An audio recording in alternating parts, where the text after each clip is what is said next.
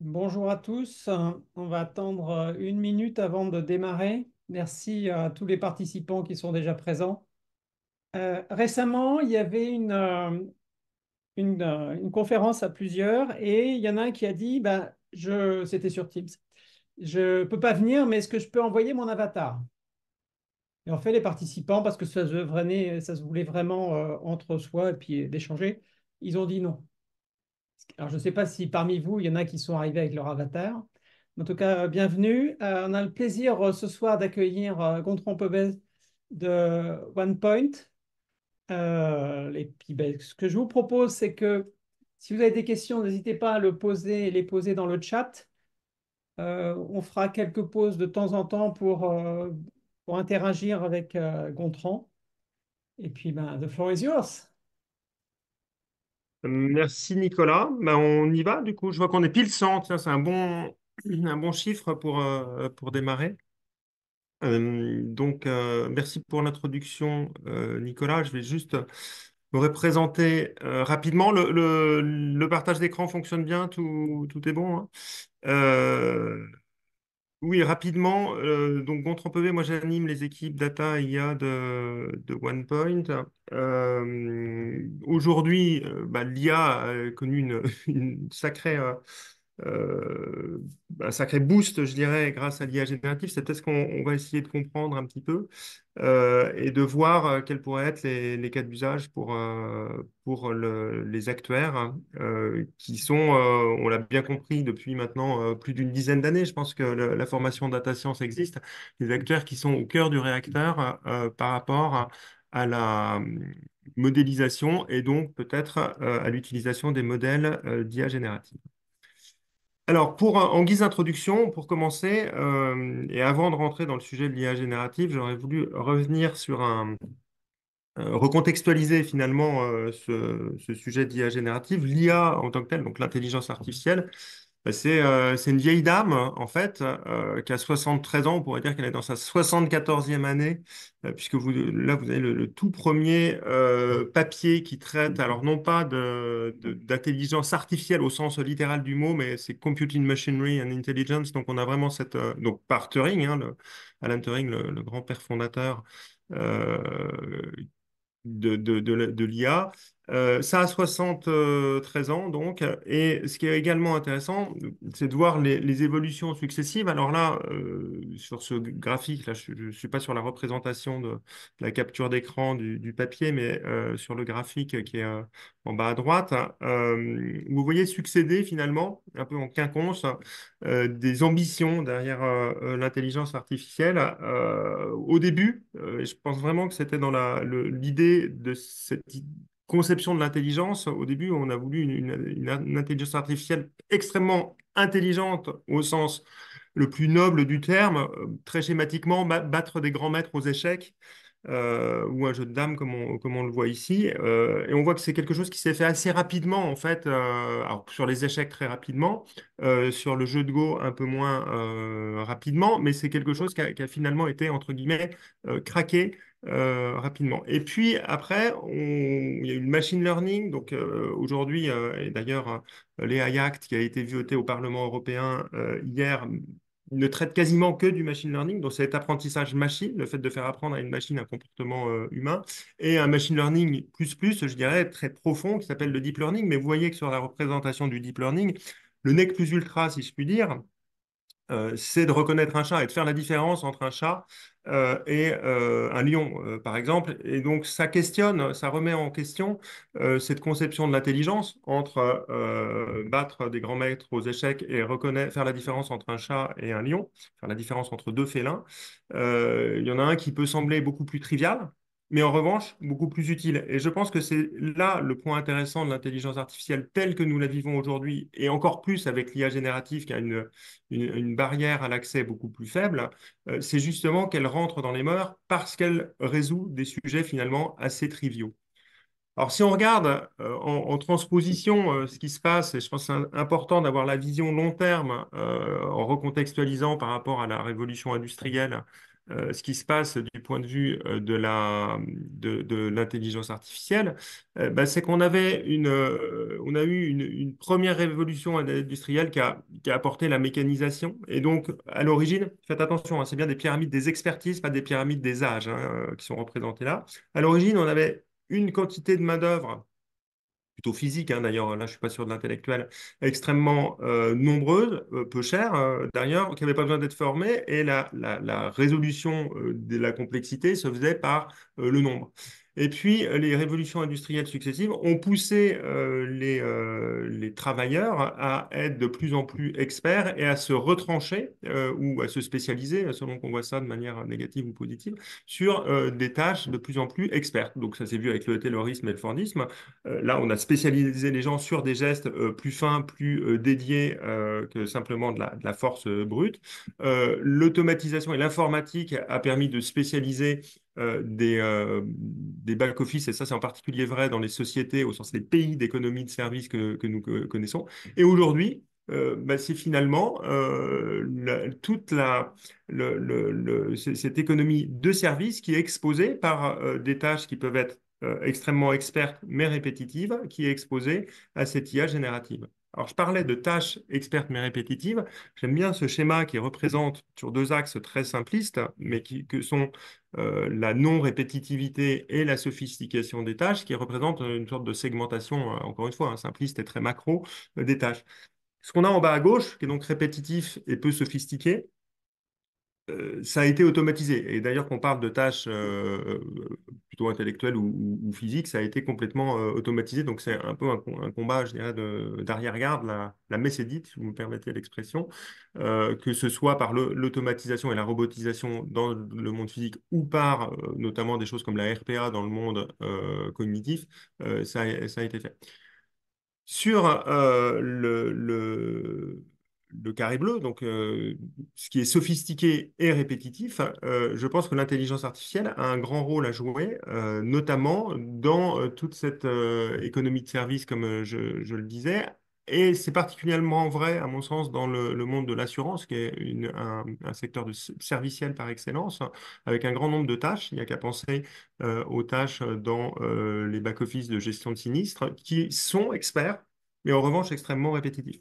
Alors, c'est pas le seul domaine où impacté, hein, le seul domaine de service qui est impacté. L'image d'Épinal, pour moi, de la répétitivité sophistiquée, je dis l'image d'Épinal parce qu'elle est devenue assez triviale, c'est celle du radiologue, dont on a beaucoup parlé depuis les travaux et les réalisations de Watson, l'intelligence artificielle d'IBM, ce radiologue dont on dit qu'il peut être augmenté ou remplacé par l'IA. Le débat n'est pas là ce soir, mais vous voyez bien que compte tenu de la nature répétitive, bien que sophistiquée, son métier est sujet à, en tout cas, être augmenté par l'IA.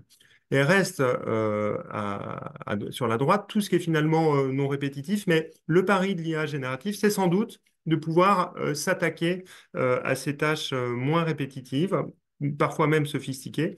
Alors par petits pans, c'est ce qu'on verra, parce que toutes les IA génératives ne sont pas générales, enfin d'ailleurs aucune n'est générale, et chacune peut aider sur un petit maillon d'une chaîne de valeur, mais il y a quelque part ce pari de l'IA générative de résoudre un certain nombre de tâches sophistiquées et peu répétitives.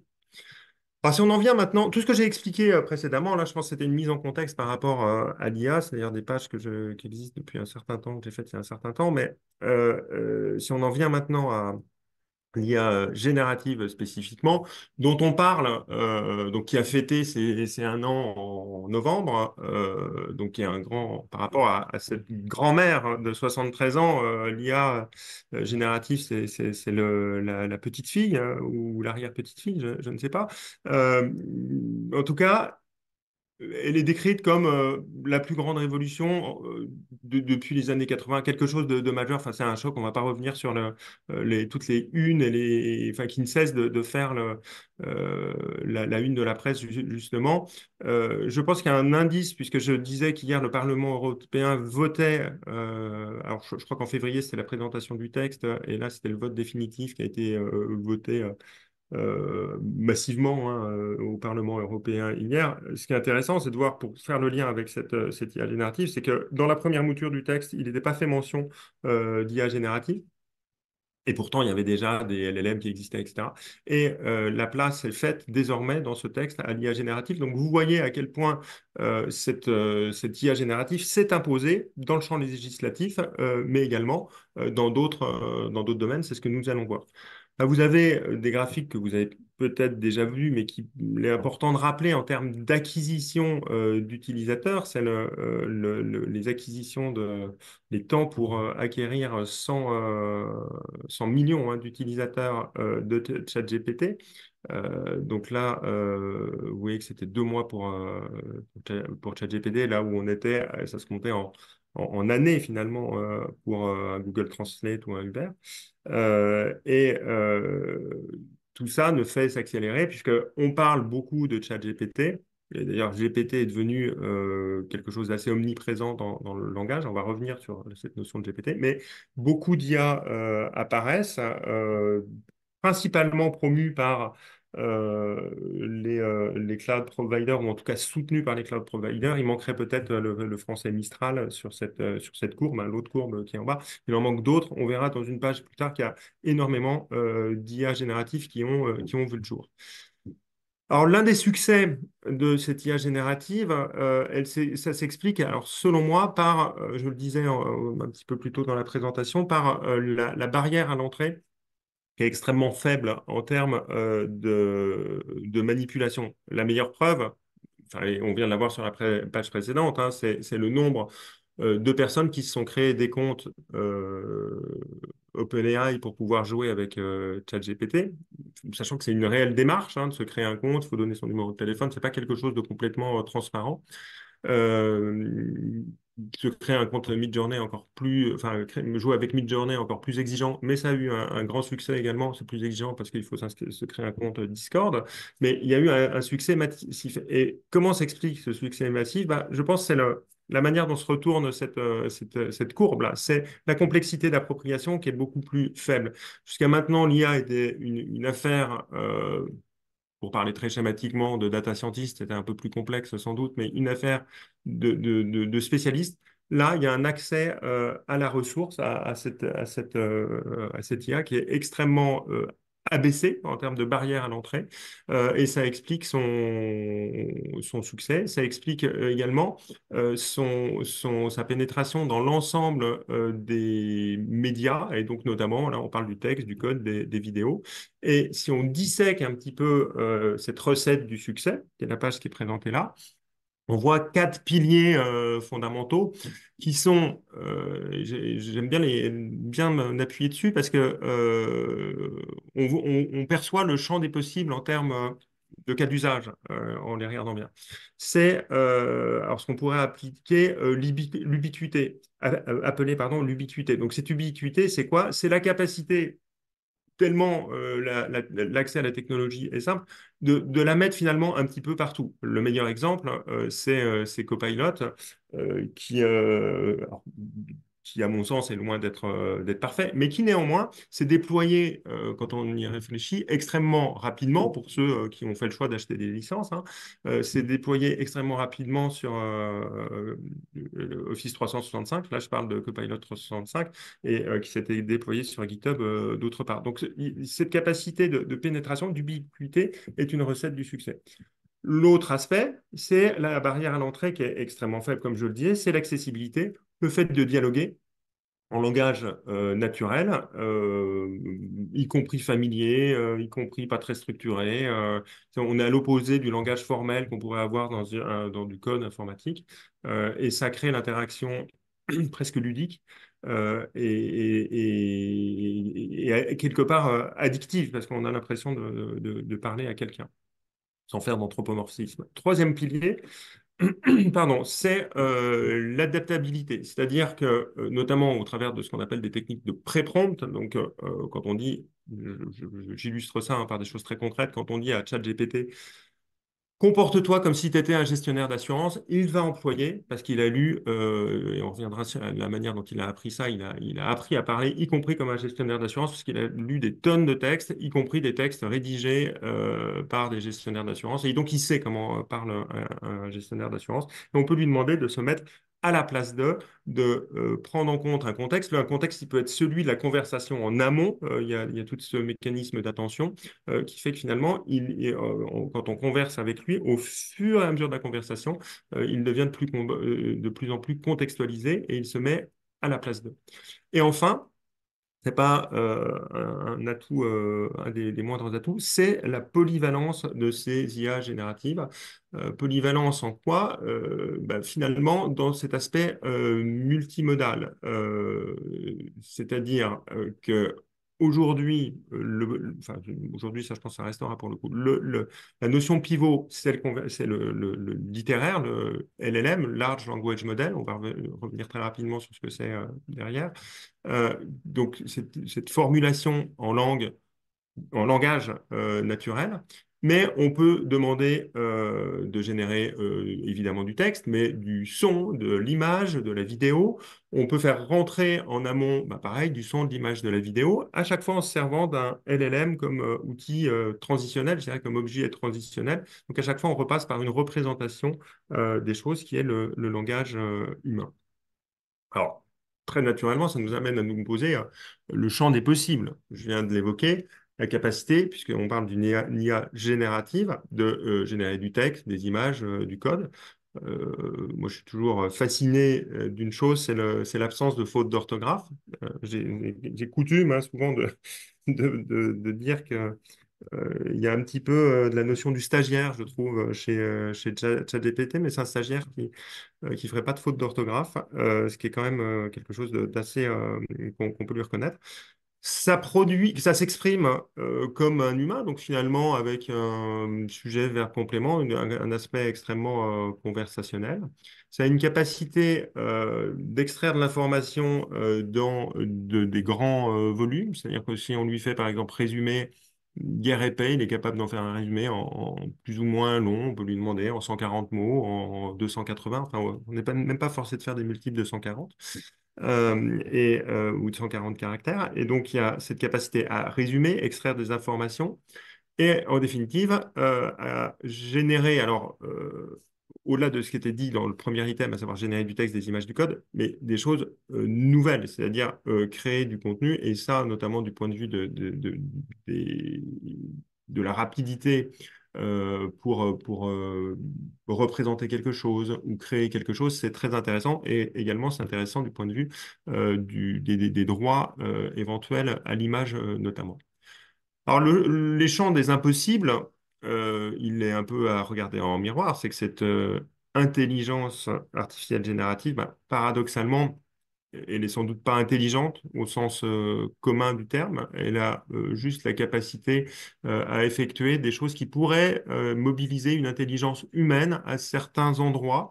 C'est ce qu'elle sait faire, mais elle n'a pas une intelligence générale, je dirais, au sens où les humains l'ont. Elle a un autre aspect gênant, c'est que elle n'est pas déterministe au sens où elle est probabiliste. Et donc, si vous avez eu l'occasion de le faire, c'est assez intéressant d'ailleurs. Il y a un site qui s'appelle playground.chatgpt.com qui permet finalement de voir quel est le mot prédit, le prochain mot prédit. Vous savez que la mécanique, c'est de prédire le prochain mot. Et vous voyez les probabilités en fonction de chaque mot. Et donc, bah, il y a un mot qui l'emporte souvent et donc qui est le plus probable. Mais il y a d'autres mots qui sont suggérés. Et donc, au travers de deux prompts, on n'aura pas les mêmes réponses, ce qui peut être gênant, y compris, c'est pas simplement des variations sur la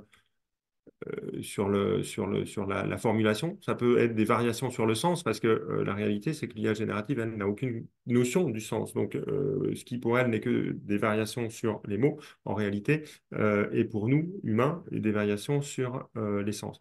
Et puis, elle a un dernier aspect, d'ailleurs en lien avec ce que j'ai évoqué, c'est son manque de fiabilité puisqu'on a des intelligences artificielles qui peuvent halluciner, comme on le dit, c'est-à-dire lancer des raisonnements avec en plus une sorte d'assertivité, donc de ton très persuasif, très affirmatif, hein, qui est extrêmement troublant, mais finalement, ça revient à raconter des choses fausses. Le meilleur exemple, j'aime bien le citer celui-ci. Alors, je suis désolé, j'avais fait la page le 26 juin, je pense, donc j'ai été chercher les chiffres et les lettres du 25 juin 2023. Vous pouvez, j'ai découvert à cette occasion que l'intégralité des chiffres et lettres était en replay sur France Télé. Et donc, ce problème de comment on fait, enfin, vous connaissez tous, c'est tous le principe, hein, comment on fait 930 avec 10, 3, 7, 1, 8, 7. Je me disais que c'était peut-être un truc parfait pour une IA générative. Et alors là, vous allez voir la catastrophe, hein, puisqu'en fait, bah, je vous laisse lire sur la gauche la manière dont est compris les choses, hein, ne serait-ce que la compréhension il invente un 377 finalement en ayant vu qu'il y avait un 3 et un 7 et deux fois le 7 il invente le 377. Les multiplications ne fonctionnent pas du tout, les additions non plus, enfin tout est faux là-dedans, et vous voyez qu'il y a ce ton extrêmement affirmatif. Bien sûr, voici une façon de faire, donc méfiance quant à l'IA générative dans ce qu'elle peut halluciner. Alors, si on rentre, alors, Excuse-moi, Nicolas, est-ce que oui, tu veux qu'on fasse une petite pause permettre aux participants de poser des questions. Moi, j'en avais une. Euh, alors, ça rejoint ce que tu disais sur le GPT à un moment donné, puisque GPT, c'est à la fois enfin, ça veut dire aussi General Purpose Training, donc technologie, pardon, une technologie d'usage Oui, général. c'est une très bonne question, ça. Et alors, et à un moment donné, tu disais, ben, en gros, ça va faire changer. Et récemment, c'était en janvier, il y a un article dans Le Monde de Bertrand Roudot, euh, reprenant les travaux de Alfred Sauvy, en disant, ben, il y avait la théorie du déversement. On était dans le secteur agricole. Ensuite, il y a eu la révolution qui a amené les gens dans les usines, l'électricité, le taylorisme. Ensuite, il y a eu la révolution dans les services. Et est-ce que, selon toi, alors c'est une question pas évidente, hein, avec cette nouvelle révolution, est-ce qu'on va vers une quatrième, un secteur quaternaire, ou bien finalement ça va revenir et affecter tous les secteurs ou un mélange des deux? Oh, c'est une question. Alors, je ne sais pas si j'aurais la présomption de répondre de manière très affirmative. Moi, j'aurais tendance à, fort de ce qu'on vient de se dire sur le côté très pénétrant de cette technologie, de l'avoir bah, justement pénétré l'ensemble des secteurs, avec des modalités de pénétration qui vont être très différentes. Alors sans doute une capacité à beaucoup plus rentrer dans le monde des services. Mais on verra notamment au travers des personas qui peuvent utiliser l'IA générative, ça sera sans doute au-delà des services. Le point qui me semble, enfin qui moi m'a frappé et qui est peut-être assez peu documenté en réalité, c'est et d'ailleurs ça amorce les pages qu'on va revoir là, c'est le fait d'avoir ce langage humain, hein, comme outil, alors que moi j'appelle pivot ou transitionnel, c'est-à-dire on refait tout passer par le langage humain. Et alors, quelque part, hein, c'est une très belle victoire pour l'humanité, d'imaginer que la technologie bah, dont on redoute, dont certains redoutent, hein, qu'elle signe la fin de l'humanité. C'est l'aboutissement, je trouve, de ce qu'il y a de plus humain dans l'humanité, peut-être, qui est le langage. Et on peut imaginer toutes les implications que ça a. Et d'ailleurs, c'est perceptible au travers des biais, hein. Là, on ne va pas trop parler des biais aujourd'hui, mais quand on dit que, bah, ça c'est la théorie psychanalytique, hein, que le langage, c'est une représentation de l'inconscient humain, ou tout du moins que l'inconscient est structuré comme le langage, imaginez ce que ça veut dire quand on a une technologie à la source de la quatrième révolution industrielle, qui utilise ce langage humain précisément.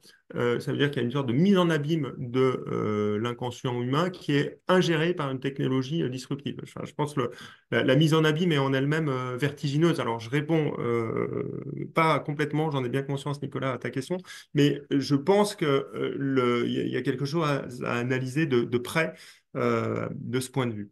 Alors c'est intéressant, excuse-moi juste, je rebondis. Euh, Ce matin, j'écoutais un podcast sur l'abbé de l'épée qui avait développé le langage des signes. avec donc le corps pour des gens qui n'avaient pas la parole. Et à l'époque, il y avait déjà ce combat entre certains qui disaient bah, il faut apprendre aux sourds et malentendants de manière vocale à pouvoir s'exprimer. Et lui était plutôt à dire non, non, il faut réinventer un langage gestuel. Euh, mais, et l'autre point que ça me fait penser, c'était il y avait un échange avec quelqu'un de la DG Connect, donc de la Commission européenne, et lui, il disait, on échangeait sur les aspects géopolitiques et autres, puis la technologie, l'IA en fait partie. Et pour lui, un des freins à l'innovation en Europe, par rapport à l'Asie, par rapport aux États-Unis, c'était aussi ce bagage alors, psychanalytique, de dire bah, on avait fauté, détruit plein de choses pendant le XXe siècle, et qui fait qu'on avait moins, on était un peu prudent dans le fait d'aller de l'avant, y compris sur des aspects militaires. Donc, c'est toujours intéressant dans ce que tu dis, c'est le côté pas uniquement technologique, mesurable, mais aussi les volets. Et on voit bien dans les échanges, la manière dont les gens prennent le sujet et l'enjeu d'esprit critique que ça peut amener par rapport à ça. C'est Mm. pas que la techno, quoi. Bah, ce qui est sûr, et c'est le...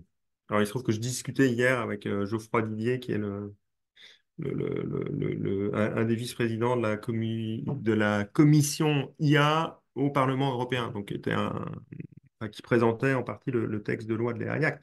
Et ce qu'on se disait, c'est que comme toute technologie, c'est une technologie qui a besoin d'être régulée, mais au même titre qu'on régule les normes d'émission des moteurs ou on régule les GSM pour pas qu'ils fassent trop d'ondes, etc.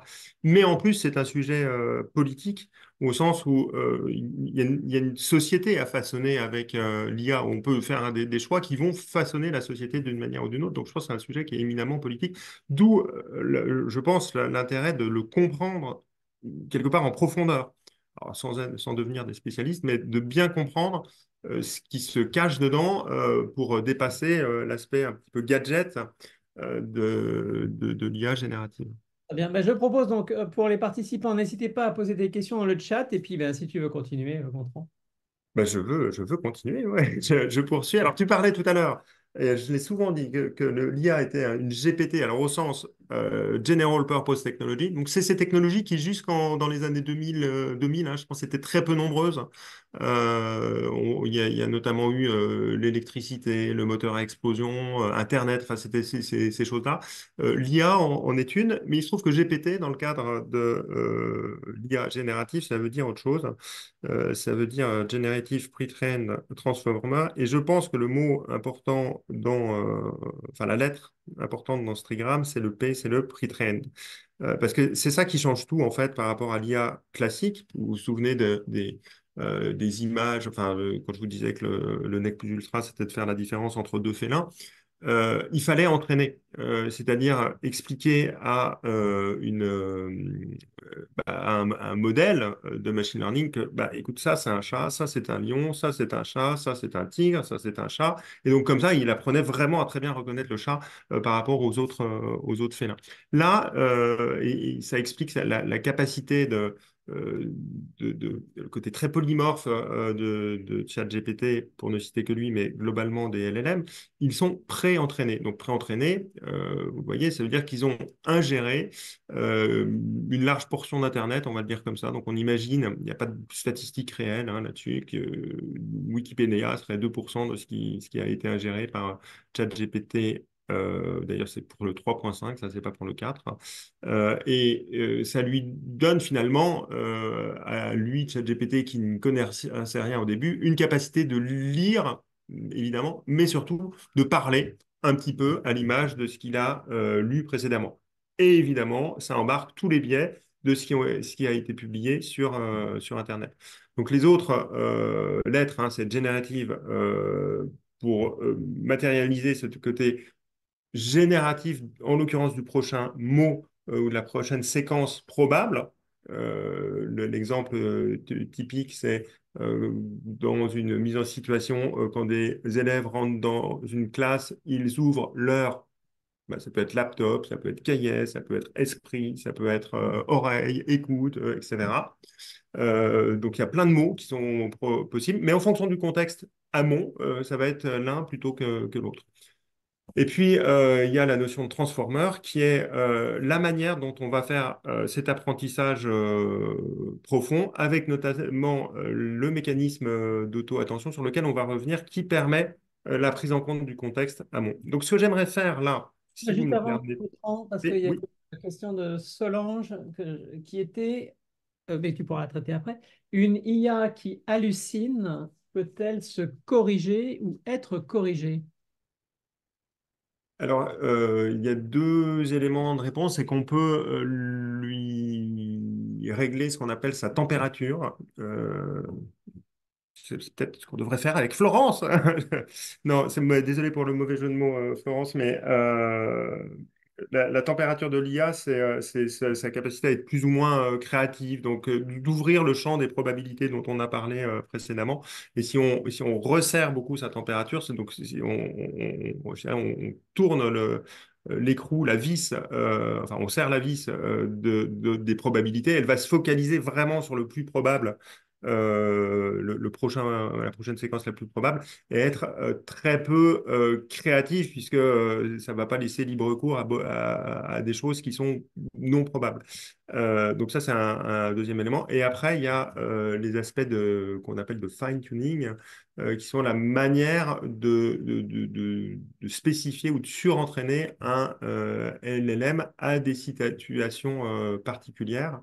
Alors, ceci étant fait, ça l'empêche, donc on va la surentraîner sur des manières de s'exprimer ou des corpus spécifiques. Ceci étant fait, elle peut toujours halluciner à l'intérieur de ce surentraînement. Donc, les éléments de maîtrise, je dirais pas de correction, mais de maîtrise de la hallucination sont là. Si la question était, est-ce qu'on peut lui apprendre, une fois qu'elle a dit 3 fois 2 fois 2 font 5, que non, c'est 2 fois 2 fait 4, c'est un peu plus complexe que ça. C'est-à-dire qu'on ne la corrige pas au sens où on ne peut pas corriger chacune de ces erreurs parce qu'elles sont infinies. Vous imaginez la combinatoire avec les 7 milliards de paramètres, par exemple, du modèle Mistral le plus connu. Alors c'est intéressant parce que je fais un rebond avec un commentaire de Florence et parce qu'il y a à la fois le résultat technique et aussi l'interprétation par l'humain, que ce soit un client, un utilisateur ou un intermédiaire. Et la remarque de Florence était le fait que l'IAG utilise le langage humain et sa force, mais aussi un danger dans la mesure où on ne sait pas distinguer si c'est un humain qui s'exprime ou une IA. Après, je ne sais pas si tu as déjà essayé, je n'ai pas encore fait ça, de demander à ChatGPT de faire des erreurs d'orthographe pour donner l'impression que c'est un humain. Oui, bah, il le fait très bien, mais je pense aussi, enfin, vous avez suivi, hein, je crois, enfin, j'imagine, ces outils de détection de ce qui est généré par l'IA générative, enfin, notamment par ChatGPT, qui ont été popularisés. Je pense que c'était au moment enfin, à l'époque, on parlait beaucoup de l'IA générative dans l'enseignement, et notamment pour les corrections des devoirs, etc. Genre 0 GPT ou... Exactement. Et ça, bah, ça marchait finalement assez bien. Mais je pense que c'est très facilement contournable, effectivement.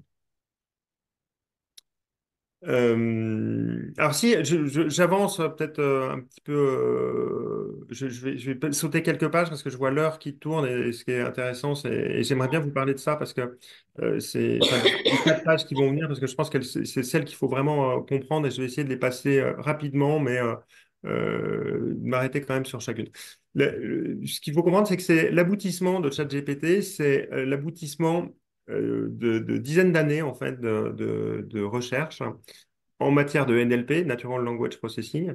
Et si je puis dire, ça part de très très loin. Donc la première idée, c'est la représentation du sens d'un mot isolé. Donc il y a toute cette notion alors qu'on appelle vectorisation, hein, matérialisée par le vecteur banking là, qui est en bas à gauche. Et ça va permettre plein de choses. La vectorisation, ça va permettre d'une part de comprendre tout un champ sémantique qui se rapporte, oui, c'est ça, à un mot. Donc comprendre le champ sémantique, enfin, les adjectifs, les verbes, etc., qui se rapportent à un mot.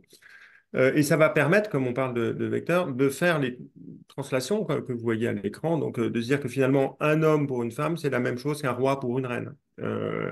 Et la même chose pour la conjugaison. Faisant, c'est le participe présent qui correspond au participe passé fait du verbe faire qu'on aurait pu représenter d'ailleurs sur ce graphique. Donc, ça a pris, j'attire votre attention sur l'ampoule en haut à gauche, hein, ça a pris quand même plus de 50 ans de bien faire ça. Et quand on a fait ça, on a compris le sens d'un mot, c'est-à-dire qu'on sait à peu près resituer dans un texte, on sait situer la notion d'un mot, je dirais.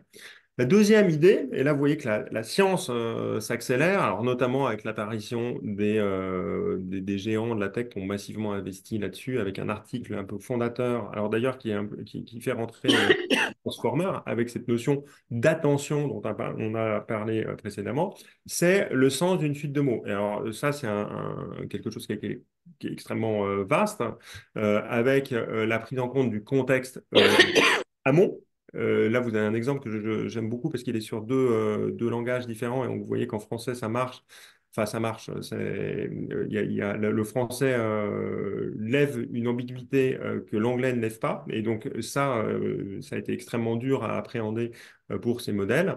Ce qui se cache derrière, c'est la compréhension, comme c'est écrit dans le titre, d'une suite de mots. Une suite de mots, c'est quoi? Ça veut dire que quand j'arrive au mot qui est fatigué, ici, qui est le dernier, ou large, qui est le dernier mot de la phrase, je le comprends parce que, il y a eu toute la phrase auparavant. Et donc, ça, c'est véritablement ce mécanisme d'attention qui a été mise en œuvre par ce papier de 2018 de Google, qui va permettre d'avoir une logique conversationnelle, parce que finalement, c'est quoi la conversation, si ce n'est que prendre en compte ce qui a été dit non seulement dans la phrase d'avant, mais celle d'avant, etc., etc. Troisième thème, troisième idée, c'est, donc là vous avez compris, hein, on sait comprendre le sens d'un mot, on sait comprendre le sens d'un mot dans la phrase en prenant en compte le contexte amont. Troisième idée, c'est je vais prédire le prochain mot. Je vous parlais tout à l'heure en entrant dans la classe, les élèves écrivent donc on peut être ce qu'ils veulent, cahier, esprit, mémoire.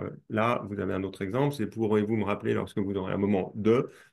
Et puis, ça pourrait être calme, disponibilité et tout ça. Donc là, c'est quelque chose de beaucoup plus récent, c'est 2019, et ça ouvre la porte à la génération, on est vraiment là sur le cœur du réacteur, je dirais, qui est la génération de langage, parce que quand on sait en prédire un, c'est incrémental, on sait produire le N plus 2, le N plus 3, etc. Et comme ça, prédire, enfin, écrire un texte, à l'infini, en quelque sorte.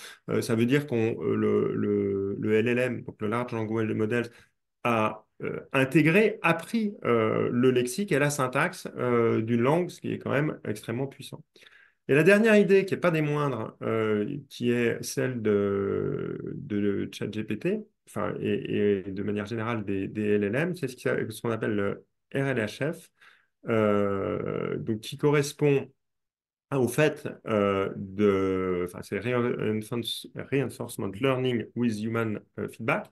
Donc, on parle souvent de Human in the Loop. Donc, c'est la manière de donner une saveur extrêmement humaine, confère la remarque que faisait Florence tout à l'heure sur le langage, la manière de s'exprimer qui est la plus humaine possible. C'est d'ailleurs là où il y a eu la seule action humaine en matière d'IA générative. Vous avez sans doute suivi le scandale, alors je crois que c'était des fermes en Éthiopie ou Tanzanie, enfin quelque part en Afrique de l'Est, de, de gens qui étaient payés finalement à faire les actions qui sont matérialisées par les ABCD, là, et qui sont quoi? On demande à un modèle d'IA générative d'expliquer un alunissage à un enfant de 6 ans. Donc vous imaginez avec des mots très simples. Et puis, il y a différentes manières de s'y prendre, etc. Et on va demander à des humains de classer celles qui ont la meilleure saveur humaine, entre guillemets. Donc, là, en l'occurrence, on dit que D est mieux que C, que A et que A et B se valent. Et ça va permettre. Donc là, il y a une vraie dimension de learning, hein, donc, c'est bien du reinforcement learning. Ça va permettre de faire apprendre au modèle par ce human feedback, de faire apprendre au modèle ce que nous, humains, nous percevons comme plus ou moins justement humain dans la rédaction. Et ça, c'est extrêmement fort parce que je pense que le succès de ChatGPT, au-delà de tous les avantages qu'on a vus précédemment, donc l'ubiquité, la barrière à l'entrée, etc., mais le succès, c'est qu'en fait, on a l'impression, et Florence le dit, qu'il nous parle comme un humain, mais et pour cause, il y a des humains qui lui ont dit, bah, quand tu dis ça, ça ressemble pas à un humain. Ta phrase est correcte, mais un humain parlerait pas comme ça. Et inversement, quand tu t'exprimes de telle manière, là, ça ressemble à un humain. Et il a appris à vraiment parler comme un humain de cette manière. Donc, il y a eu plein de sophistication là-dedans, parce qu'après, ça a été subdivisé à, bah, pour un enfant de 6 ans, pour exprime-toi comme un conseiller d'assurance, comme je le disais tout à l'heure. Donc, il y a eu beaucoup, beaucoup de sophistication, mais ça a donné la saveur particulièrement humaine sans faire d'anthropomorphisme, de ChatGPT. Et je pense que la clé de voûte là, du succès, en tout cas de ChatGPT, hein, et des LLM, mais popularisés par ChatGPT, elle est dans cette idée-là. Donc en Ouais, synthèse, hein, retenez ok. bien, avant que je passe à la page suivante, 50 ans, plus de 50 ans à comprendre un mot, 10 ans à comprendre une succession de mots, 2018, on est capable de prédire le mot d'après, et puis la saveur humaine sur cette dernière page. Alors, je te propose, j'ai trois questions. Euh, il y en a une de Hamza. Ok, je suis actuaire, j'utilise des S sur P, j'ai mon modèle, un bon vieux GLM qui marche. Est-ce que j'ai intérêt, en quoi j'aurais intérêt à passer sur cette technologie? Et c'est d'ailleurs un sous-groupe que je copilote avec Michael Dogno et puis d'autres, comment ça va impacter mon métier d'actuaire? Alors, je pense que le métier d'acteur, il va être impacté à de multiples égards. Moi, je vois deux très clairement.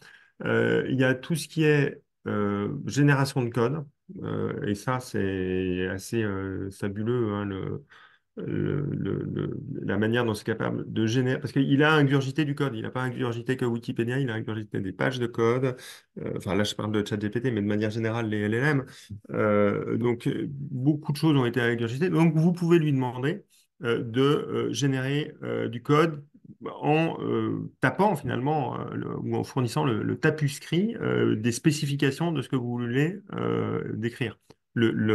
Ce que j'adore décrire comme élément, parce que je pense que c'est extrêmement fondateur. Chez OnePoint, on a développé notre IA générative à nous de manière à utiliser bah, à le mettre à disposition de nos consultants. Et nous avons installé ça pour tous les consultants. Mais ce qui est intéressant, c'est de savoir la manière dont on l'a construit. Parce que forcément, c'est l'utilisation d'un LLM qu'on appelle avec un API, mais il y a tout un front-end qui est une fenêtre dans laquelle on vient saisir, etc. Eh bien, ça, faut imaginer que ça a été développé par l'assistant lui-même. C'est-à-dire qu'au début, on avait quelque chose qui était absolument pas montrable. Et puis on lui a dit, mais fais-moi le front-end avec un menu déroulant comme ci, comme ça. Donc, et il nous fournissait le code pour, bon, on va pas rentrer dans les détails techniques pour le mettre dans Gradio et construire ce front-end qui permet bah, de l'utiliser au quotidien aujourd'hui. Donc ça veut dire que pour la génération de code, il est extrêmement performant. Et donc, pour je ne sais plus si on parlait de ProcGLM, mais il me semble que c'était l'exemple qui a été donné, mais pour du code SAS, typiquement, il est extrêmement performant. Enfin, SAS, Python, R, ce que vous voulez, il est extrêmement performant. Il fait d'ailleurs de la traduction de SAS vers Python, du SAS vers R, etc. Donc, c'est quand même des choses qui sont quasiment dans le quotidien des actuaires. Je vois un autre domaine d'analyse, il y a quand même une facette juridique dans l'analyse actuelle, enfin, dans le travail de l'acteur. Il y a des tâches juridiques, notamment pour ceux qui travaillent en réassurance, dans les renouvellements de traités, ou ceux qui travaillent sur des grands risques, ou en collective, enfin, santé prévoyance. L'analyse juridique, en quelque sorte, et la rédaction juridique je pense, peut être considérablement étayé, outillé par les IA génératives, donc y compris sur des tâches assez fines. Moi, je sais que dans le métier que j'exerce, on a une direction juridique qui revoit les contrats. Comme vous pouvez l'imaginer, et c'était une fervente adversaire de l'IA générative, notre directrice juridique. Aujourd'hui, bah, elle fait des posts sur LinkedIn pour dire à quel point ça lui simplifie la vie. Donc, il y a un chemin à parcourir et des cas d'usage multiples pour toutes sortes de métiers, y compris pour les acteurs. Et ça rebondit sur, ça rejoint la remarque de Florence sur le fait que l'IAG a une logique de langage, alors que les noms ne sont pas forcément exprimés en mots. En revanche, le code, c'est aussi un langage, donc ça peut savoir écrire du code. Et je reviens sur les travailleurs du clic ou des Éthiopiens ou d'autres qui sont utilisés parfois pour regarder des images pornographiques et se dire est-ce que c'est violent ou pas, etc. Donc il y a cet enjeu, il y a les impacts sur l'eau, les impacts sur l'énergie. En fait, on a l'impression que c'est purement virtuel, alors qu'en fait, en racine, il y a les GPU, c'est très physique. Et ça me fait poser une question, notamment en rebondissant sur un article de Françoise Soulier-Vogelmann dans ActuIA sur les grands modèles de langage vont-ils continuer à grandir? Et donc ma question, c'est que j'avais préparée et je ne la retrouve plus. En Bah, gros, c'est vache, en plus de me faire réagir sur un article de la spécialiste du sujet. oui, mais Je vais essayer de on bien est là réagir. ouais, non, mais bien sûr, c'est pas, enfin, l'idée, c'est pas une question piège, c'est au contraire. Ouais, non, mais je sais bien, je sais bien. Euh, je retrouve ma question, excuse-moi. Euh, L'article, pendant que tu cherches, l'article s'appelle Small is Beautiful. oui, les grands modèles, exactement. Et donc, en fait, ma question, c'est donc, elle montre qu'il y a un lien entre la performance d'un modèle, la taille de l'apprentissage, la taille, le temps de calcul. Et donc, ça pose ainsi la question. Donc, bien sûr, les aspects humains, donc avec le contre-atlas de l'IA générative qui est désastreux sur ces aspects-là, mais comment est-ce qu'on aborde le sujet de la frugalité à la fois pour réduire la dépense énergétique, son impact négatif, mais aussi positif sur le climat, parce que quelque part, il y a à la fois l'IA pour le climat et le climat pour l'IA, et donc comment on fait la synthèse, enfin la synthèse des deux. Comment on aborde ça? Alors, tu as peut-être prévu Non, mais la... alors, comme tu parles de climat, je passe juste sur la page suivante parce que ça fait le lien. Le point de Françoise, alors en plus, je vois très bien, j'ai pas lu l'article, hein, mais je vois très bien la ligne directrice de Françoise qui est assez, comment dire, euh, j'allais dire obsédée, le mot est fort, mais qui a vraiment présent à l'esprit les biais en généralisation.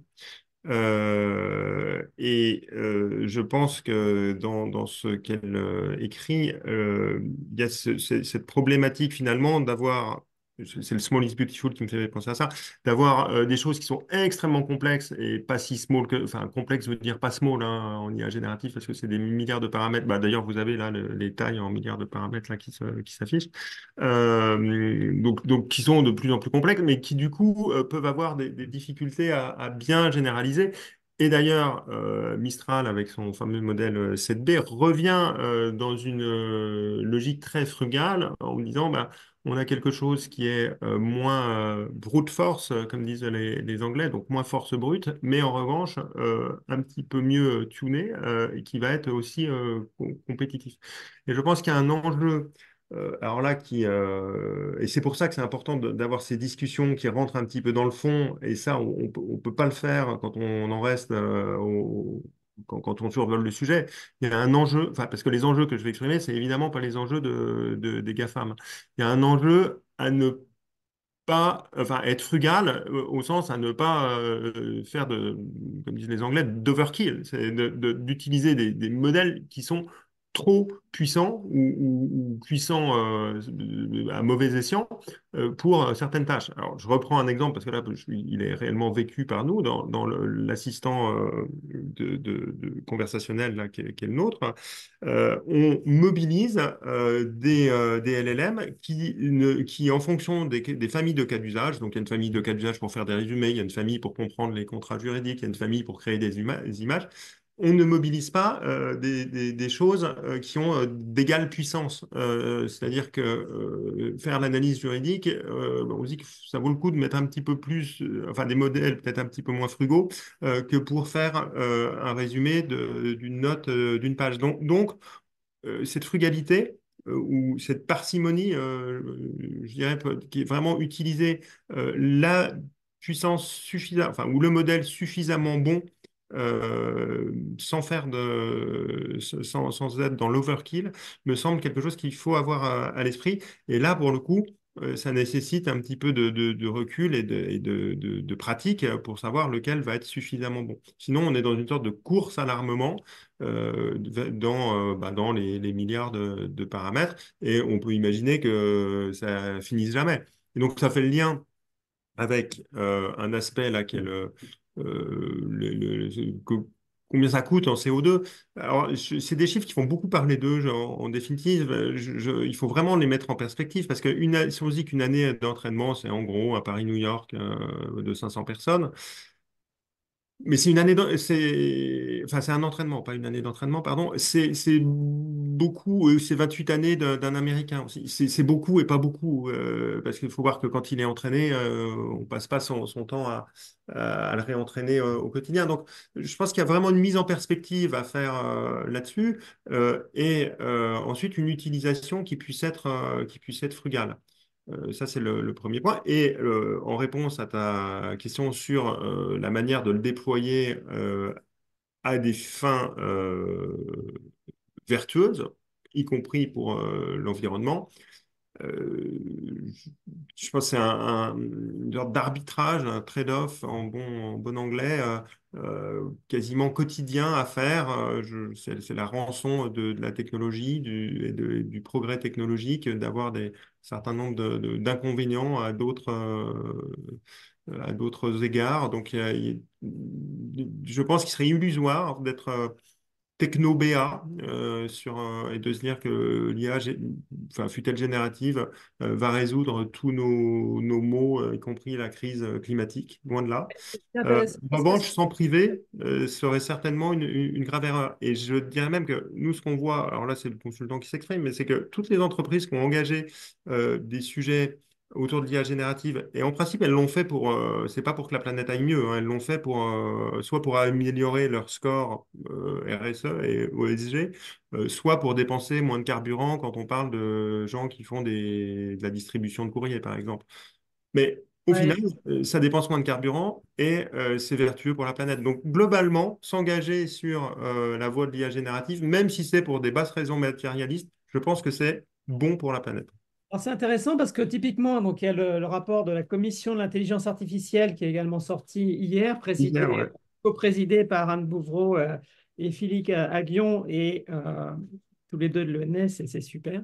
Et ça rejoint aussi ce que tu disais sur enfin, une étude du BCG, Accelerating Climate Action with AI, qui distingue bien d'un côté l'AI for Sustainability and Climate, donc en quoi l'IA peut servir, et de l'autre côté, comment on regarde le Sustainability of AI pour réduire l'impact matériel. Donc il y a vraiment pour moi ces deux aspects. Il ne faut pas être ni l'un ni pour complètement à fond, enfin, parce qu'à la fois ça consomme, et même à Marseille, il pourrait y avoir un enjeu géopolitique pour mettre davantage de data centers en Europe, mais peut-être que les Marseillais ou alentours, ils n'ouvriront pas et ça va saturer.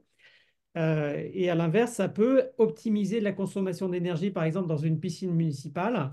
Après, ce n'est pas forcément l'IA générative, hein. L'IA classique peut le faire aussi. Mhm. Les bons vieux machines. Enfin, là encore, ce n'est pas GenAI pour GenAI, pour optimiser cette production. Donc là encore, j'aime bien la synthèse, dédiaboliser l'IA sans pour autant l'idéaliser, quoi. Oui, bah c'est ça.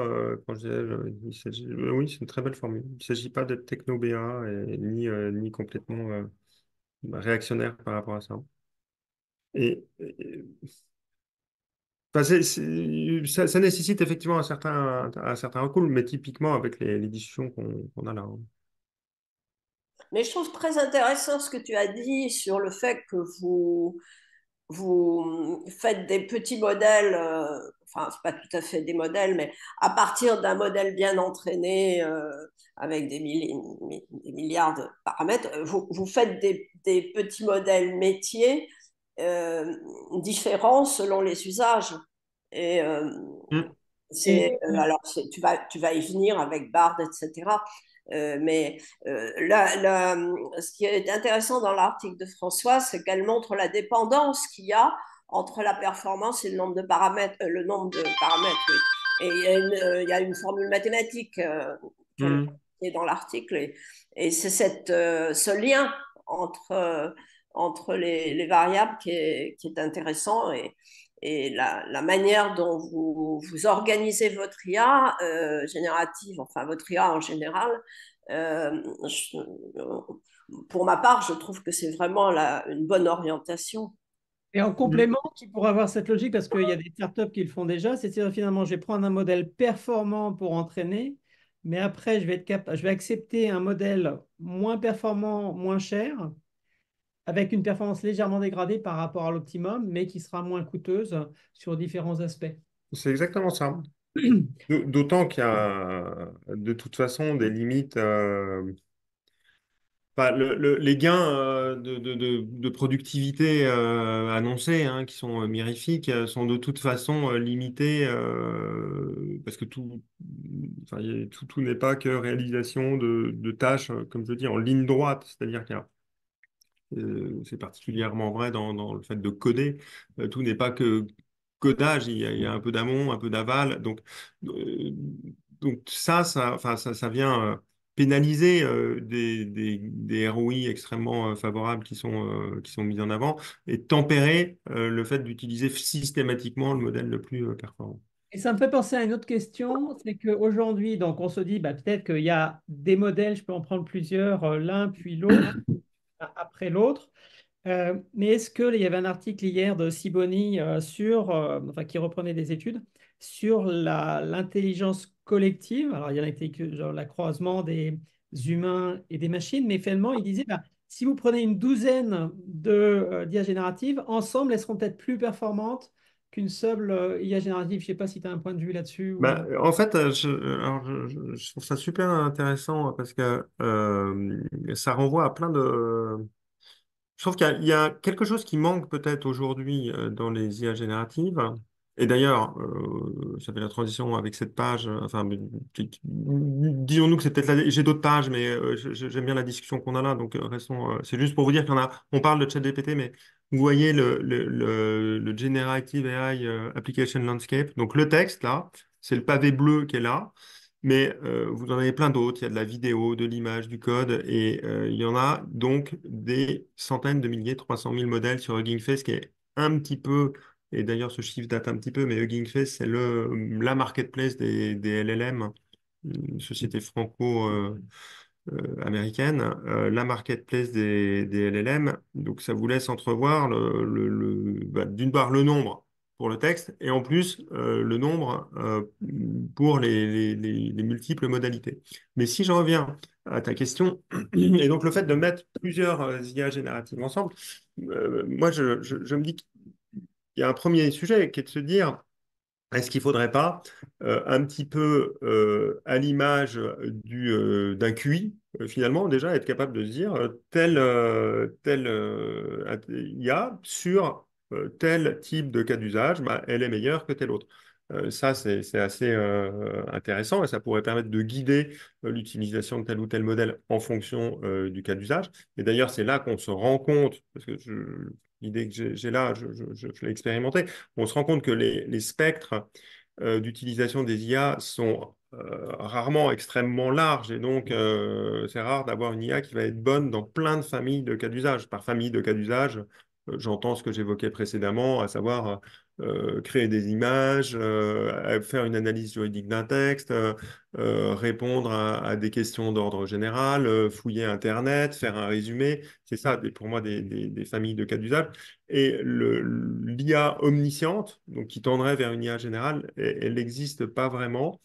Et donc, ça pose la question de la spécialisation de chacune des IA et donc d'une sorte de label qui serait à mi-chemin entre le test de QI et le DPE de l'IA, parce qu'il n'y a peut-être pas que le QI, il y a aussi son coût de fonctionnement, tant économique d'ailleurs qu'en CO2. Tout ça devrait être pris en compte, je pense, pour donner une note aux IA. Alors, c'est Et intéressant parce il y a le MM6.org où il propose une comparaison entre les LLM fondée sur un retour d'expérience réel des gens. Donc, quelque part, c'est les gens qui notent un peu leur. oui, Alors, c'est du Et, et, physique. c- et ce dont on se rend compte d'ailleurs, mais exactement comme, parce qu'on en arrive, j'en arrive à ta question première, Nicolas, de mettre la douzaine d'IA, donc avoir une sorte de workforce d'équipe ensemble. Bah, on arrive à constater plusieurs choses. Moi, je pense que c'est une très bonne idée parce que bah, si on reprend la métaphore de l'IA en tant que stagiaire, stagiaire plus ou moins performant sur une tâche donnée, bah, on imagine que si on en a une douzaine ou même ne serait-ce une demi-douzaine, une dizaine, une vingtaine, je ne sais pas, ensemble, il va sortir quelque chose d'un peu mieux de cette parallélisation que si on en a une seule très bonne. Et donc ça c'est une supposition et je pense que ça serait intéressant de faire le jeu. Et l'autre chose qui en revanche n'est pas une supposition, c'est que euh, mais exactement à l'image du QI pour une personne physique. Euh, c'est pas un super QI qui va faire un super actuaire. C'est plein d'autres qualités.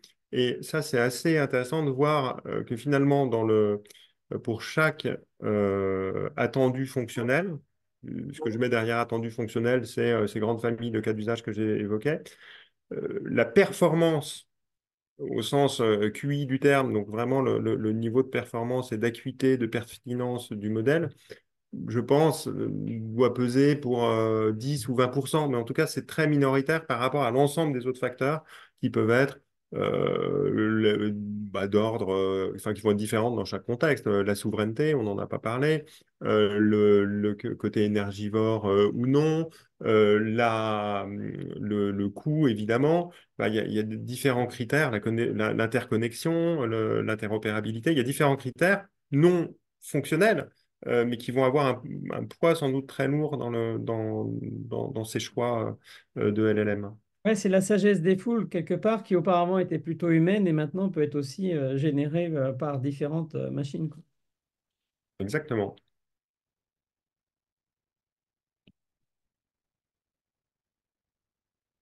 Alors, tiens, je vais rouvrir le chat parce que je l'avais fermé. Je ne sais pas Il y a si... une question que j'avais loupée, mais excusez-moi, il y a de David, où un point, c'était par rapport à est-ce que l'IA saura bien jouer correctement à des chiffres et des lettres? Et quelque part, par rapport à ce qu'on vient de dire, c'est aussi un lien qui est peut-être capable d'aller chercher d'autres outils Oui, qui sont plus spécialisés, et elle sera un peu un chef d'orchestre, entre guillemets, ou pas? bah, oui, ça, je pense que des sortes alors, d'IA qui en appelle, enfin ça c'est un peu comme il y avait eu les bots et les métabots qui, en fonction des cas d'usage, appelaient différents bots. Je pense que ça c'est une sorte d'avenir euh, très probable. On est conscient des spectres d'applications qui sont assez réduits. Donc avec une sorte de méta IA qui comprend le spectre d'application du prompt, est capable d'aller chercher le bon outil. Alors, sachant que pour faire des tests là-dessus, on se heurte au fait que y a des choses très basiques hein, qui sont que la compréhension du bon outil, bah, c'est pas évident parce que si vous avez le malheur de prononcer le mot tableau dans un prompt pour aiguiller une requête vers deux familles d'IA qui pourraient être l'une très mathématique pour construire un tableau, euh, mais la possibilité d'aller chercher une IA qui va générer des images, ben, il peut comprendre tableau sous l'angle tableau musée du Louvre. Et donc, il y a de la subtilité finalement à faire rentrer en compte, donc du contexte. C'est loin d'être trivial en définitive, mais j'imagine une des, comment dire, des voies et des perspectives euh, enfin, porteuses de valeur et dans cette direction. Alors, je voulais peut-être partager avec vous cette dernière, enfin deux dernières pages là, celle-ci j'en ai un peu parlé finalement dans la manière d'implémenter les Ouais. IA Tu pourras génératives. développer RAG, rappeler ce que c'est, Oui, s'il te bah plaît. oui, je vais rappeler tout ça. Là, c'est un tableau qui est un peu sous l'angle du make or buy. Donc, est-ce que j'achète une IA toute faite ou est-ce que je la construis? Et vous avez, alors je ne sais même pas combien, il y a 6 niveaux. entre je construis y compris mon modèle fondationnel. Donc ça revient à je construis non pas ChatGPT, mais GPT-4 ou 3.5. Enfin, je fais le boulot de Mistral, quoi, en gros. Donc je fais ingurgiter tout le corpus linguistique disponible que j'ai sous la main. Je peux décider de le faire. Je pense qu'il y a très peu de gens enfin de gens, d'acteurs qui font ça. Certains l'ont fait. C'était l'objet de la page précédente. Je suis passé rapidement dessus, hein. C'est notamment les noms qui sont cités là en bas à droite. Je pense que c'est principalement pour des raisons d'image, avec la volonté de dire, moi, je suis capable de construire mon LLM, mon Large Language Model. Puis à l'opposé, on aura de l'IA qui va de manière extrêmement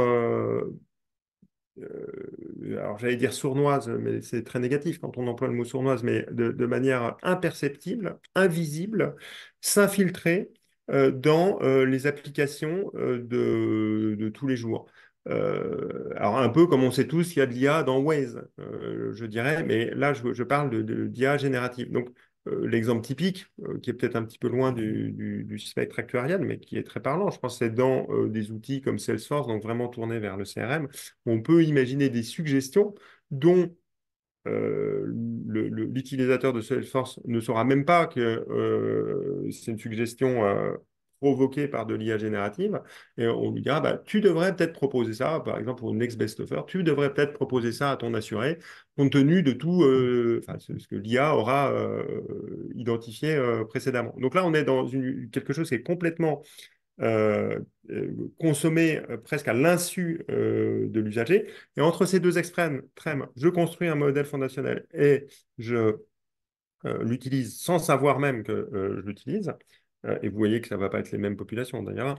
On a différentes phases. On a ce que j'ai évoqué tout à l'heure, le fine-tuning, c'est-à-dire le surentraînement sur des corpus linguistiques très particuliers qui vont permettre de faire un réglage fin du modèle. Donc on aura un gros modèle de base qu'on va régler de manière fine sur, par exemple, de manière sectorielle. Donc, ça ne revient pas à construire un modèle, mais à rentrer quand même dedans, et c'est néanmoins compliqué et coûteux.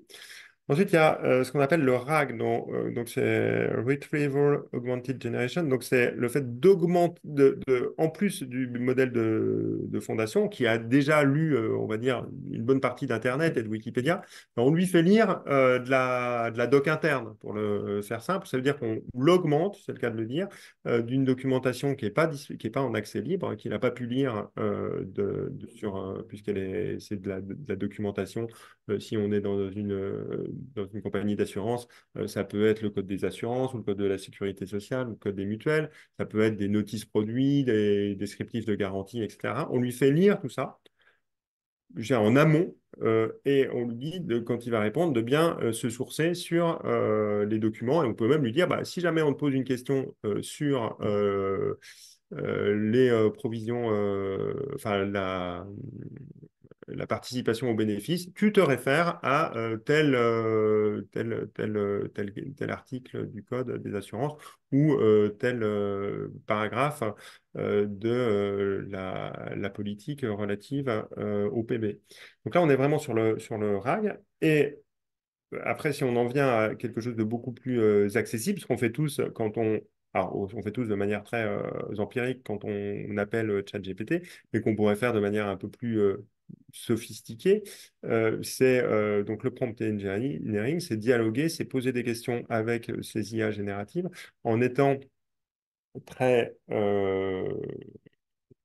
enfin, je dirais je vais dire très professionnel, c'est pas le mot, mais très ciblé. Donc en ayant un prompt, même un pré-prompt qui peut être assez long pour vraiment le mettre en condition, lui dire comporte-toi comme ci, comme ça, ne me dis pas des choses comme ci, comme ça, prends en compte tel élément. Donc tout ça, c'est une manière de le mettre en condition, mais qui se fait par dialogue, exactement à l'image, je reprends ma métaphore du stagiaire, à l'image dont on pourrait briefer un collaborateur en amont d'un rendez-vous quelconque, client ou que sais-je, et donc en lui disant bah, tu n'utiliseras pas tel terme, tu emploieras tel niveau de langage, etc., etc. Donc là, on est encore dans une utilisation consciente, mais vous voyez bien que la barrière à l'entrée, elle est très faible par rapport à toutes les colonnes de droite. Et puis, comme je le disais précédemment, la barrière à l'entrée sur vraiment la couche consommation-application, bah là, elle est très, très abaissée puisqu'elle est carrément invisible, loin de l'or. Alors merci. Alors, on a un peu dépassé l'horaire, mais c'est toujours passionnant. J'avais une question d'Estelle. Comment, au-delà du make or buy, on peut prioriser les cas d'usage? Sur quels critères tu te choisir? Euh, je ne sais pas si je vous dis la vérité par rapport à ce sujet. Alors, il y a le picomètre. Après, tu peux Non, aussi. mais Tu peux lire euh, le. Je rebondis sur ce que tu disais, le côté sournois. Il y a Luc de Barbander qui a sorti Petite philosophie des algorithmes sournois. Donc, est-ce que tu fais appel à ChatGPT ou un autre Mistral pour t'aider à sortir les critères? non, mais en fait, mon point, alors là, c'est vraiment un constat, c'est que le niveau de... Alors, je ne dirais pas cela pour les acteurs qui sont certainement beaucoup plus conscients des choses que d'autres populations, mais ce que j'observe, c'est qu'il y a un petit peu quelque chose du domaine de la pensée magique avec les cas d'usage. Donc, dès qu'on rencontre bah, n'importe quel professionnel, il a une foultitude de cas d'usage potentiels. Et en réalité, c'est des choses qui sont très peu qualifiées, qui sont de l'ordre de la pensée magique, etc. Donc, je crois à la nécessité d'effectuer une sorte de criblage pour dire bah, ça, oui, ça, non. Ça marche dans un monde idéal, ça marcherait dans le vrai monde et sous telle condition. Donc, au-delà des cas d'usage, parce qu'il y en a réellement des quantités phénoménales, ce qui va être intéressant, c'est la manière de prototyper un peu ces cas d'usage et de venir avec quelque chose qui soit déjà de l'ordre de la pierre à casser. Enfin, j'ai conduit plein d'ateliers avec plein de clients. J'aime beaucoup dire ça parce qu'à la fin, tous les clients ont l'impression d'être hyper spécifiques, hein. C'est les clients du consultant, hein, enfin, je m'exprime en tant que consultant. Donc, tout le monde a l'impression d'être hyper spécifique, mais je vous promets qu'à la fin, on apprend des choses comme Carrefour travaille sur la supply chain, quoi. C'est de ce niveau-là, hein. Et on a l'impression d'avoir sorti un truc. Enfin, donc, les gens de Carrefour, enfin, je ne veux pas faire offense à qui que ce soit de la grande distribution, mais on a l'impression d'avoir sorti un super cas d'usage en travaillant sur l'optimisation de la chaîne d'approvisionnement. Et les cas d'usage sont tous à peu près de ce niveau-là. Donc, je crois vraiment davantage à une réflexion un peu profonde qui soit issue de la manipulation, qui permette vraiment de se rendre compte ce qu'on peut faire et que ça rentre presque dans le réflexe quotidien de se dire, ah tiens, je devrais peut-être demander ça, je vais voir ce que ça donne, etc. Et de commencer à échafauder des cas d'usage qui soient vraiment très artisanaux dans un premier temps, pour ensuite les industrialiser quand on a vu qu'il y avait peut-être un petit peu de lumière au bout du tunnel. Je crois vraiment à cette approche. Alors, c'est intéressant parce que ça me fait penser, est-ce qu'il vaut mieux enfin, s'amuser, enfin, optimiser son process avant de s'amuser à passer de l'IA générative par-dessus? Est-ce qu'on peut, alors croire, j'en sais rien, mais est-ce que l'IA générative va être capable d'optimiser ton process en tant que tel ou Ben, finalement ça va être elle force, c'est une jambe de bois, quoi? une très bonne question et je pense qu'elle force alors, moi, je me suis beaucoup rendu compte avec le RAG, justement, parce que derrière le RAG, tel que je vous l'ai décrit, on voit très facilement le cas d'usage de tout ce qui est gestion de la base documentaire et de la base de connaissances, du knowledge management. Mais en fait, ça pose immédiatement le sujet du process de knowledge management. Donc, qu'est-ce que je considère comme knowledge, comme capitalisable? Par opposition à des choses qui sont des documents de travail. Donc ça pose cette question. Alors là, comme je pense que le knowledge management est la chose à peu près la moins bien faite quel que soit le secteur, ça pose vraiment la question de quelle est l'ultime version sur laquelle on doit s'appuyer. Et donc vouloir faire du RAG met en lumière vraiment la difficulté hein, d'avoir ce processus de gestion de la connaissance ou de la base documentaire pour dire bah, la base documentaire exhaustive et à jour sur laquelle tu vas te sourcer, c'est celle-là. Et je pense qu'il y a en réalité assez peu d'entreprises qui sont capables de dire cela. Un autre exemple typique, c'est de l'IA générative mise à disposition de fonctions un peu clés. Typiquement, je crois que c'est une image, enfin c'est une légende, enfin c'est pas une légende, mais c'est une réalité que beaucoup de gens ont entendue, mais je la répète ici.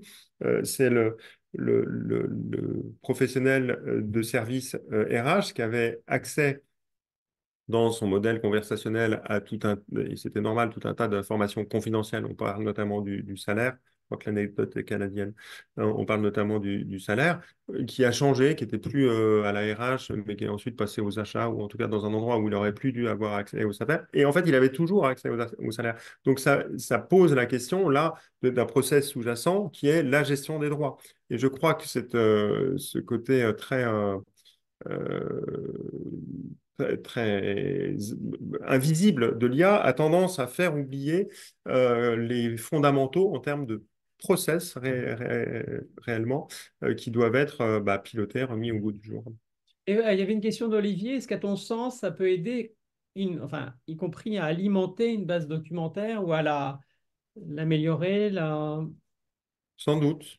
Euh, euh, générer quelque chose? oui, oui, oui, je pense que ça peut permettre en tout cas, typiquement d'en faire un overview, une sorte de sommaire bien, enfin un peu argumenté, résumé. Ça peut permettre de construire un recueil documentaire, d'éviter peut-être les redondances. Ça, typiquement, je crois que c'est un cas d'usage. Ouais. Alors, on a dépassé un peu, il y a déjà un quart d'heure, mais finalement, par rapport à tout ce que tu dis, là, où la pensée magique, ça fait penser à la définition de l'IA, l'intelligence artificielle, c'est tout ce qu'un ordinateur ne veut pas encore faire. Et finalement, par rapport à tout ce qu'on a vu, ça serait quoi pour toi le mot de la fin ou du début de la suite? Le mot de la fin et le début de la suite, j'ai surtout quelques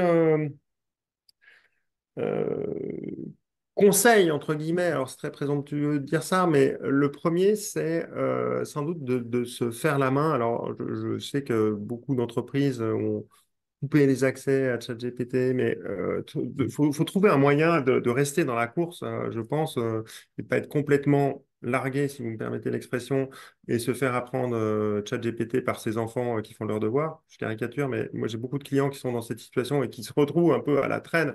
Et je pense que ça, c'est pas acceptable pour un corps de métier comme le nôtre d'être à la traîne sur ces sujets-là, parce que nos métiers de service vont être impactés par ça. Donc le premier sujet, c'est rester dans le game, comme on dit, et donc trouver les moyens d'utiliser ces IA génératives, ne serait-ce que pour les appréhender, tâtonner, voir ce qu'on peut faire avec, en cerner les limitations, etc.